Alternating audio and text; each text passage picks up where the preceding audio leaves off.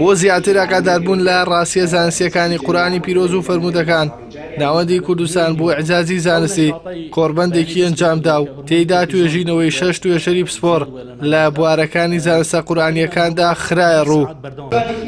کۆڕبەندەی ئەمڕۆ تایبەتە بە کۆمەڵی بابەتی ئیعجازی هەندێک توێژەری شارە جاجەکانی کوردستان تیا بەشدارن هەر لە دەڤەری بادینان و هەولێر و کۆی و سلێمانی و ئەم ناوچانەوە بەشدارن لە چەند بابەتێکە. ئەم بابەتانە هەندێکیان پزیشکی هەندێکیان لایەنی ڕەوانبێژی بڵاو خەنە ڕوو هەندێکیان لایەنی تری زانستی خەنە ڕوو پەیوەندی نێوان قورئان و سونەت لەگەڵ زانستی سەردەما.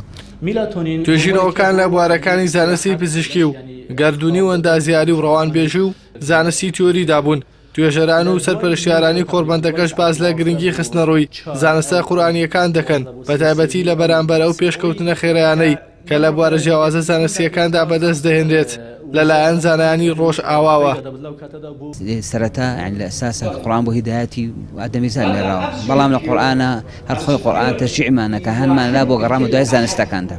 وەروەها لە قورئانە چەندین ئاماژەی زانستی بەحت هەیە کە کە ئەوانەی کە شوێنکەوتوی قورئان بە تایبەتانە ئەهلی اختصاصن بە دوایە بگەڕن بەڕاستی وێ بگەنە ئەو ڕاستی زانستیانە.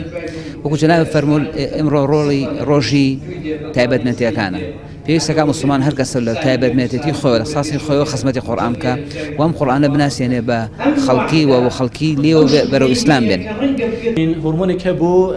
ئەگەرچی ناوەندەکانی توێژینەوە زانستیەکان لە هەرێمی کوردستاندا سەرقاڵی ئەنجامدانی توێژینەوەن، بەڵام هێشتا ئەو سەنتەر و ناوەندانە لە ئاست خواستی خوێنەرانی کورددانین.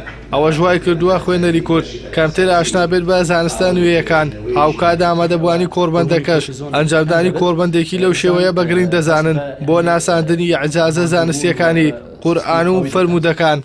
ئیحسان سابیر، کەناڵی ئاسمانی پەیام، سلێمانی.